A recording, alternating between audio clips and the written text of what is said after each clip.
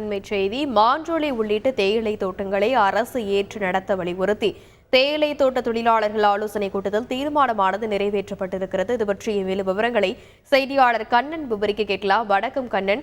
டாண்டி நிர்வாகம் இதற்கு ஒப்புக்கொள்ளவில்லை என்றால் அரசு ஏற்று நடத்த முடியாது என்று ஏற்கனவே தெரிவிக்கப்பட்டிருந்த சூழ்நிலையில தற்போது தீர்மானமானது நிறைவேற்றப்பட்டிருக்கிறது. அது குறித்தான முழு விவரம்.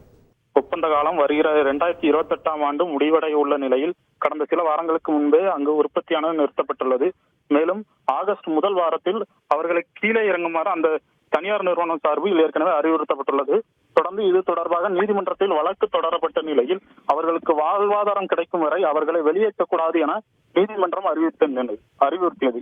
இந்த நிலையில் கடந்த 2 தினங்களுக்கு முன்பு வருவாய்த்துறையினர், வனத்துறை, தொழிலாளர் நலத்துறை மற்றும் தேயிலை தோட்ட நிறுவன அதிகாரிகளிடம் கடந்த 2 தினங்களுக்கு முன்பு மாஞ்சோலை எழுச்சி பேச்சுவார்த்தை நடைபெற்றது. இந்த நிலையில் இன்று மாஞ்சோலை அடுத்துள்ள 4 தேயிலை தோட்ட பகுதியில் மாஞ்சோலை, 4 ஊத்து, காக்காட்சி உள்ளிட்ட தேயிலை தோட்ட பகுதிகளைச் சேர்ந்த தொழிலாளர்கள் அனைவரும் கலந்து கொண்டு தீர்மானங்கள் இயற்றியுள்ளனர்.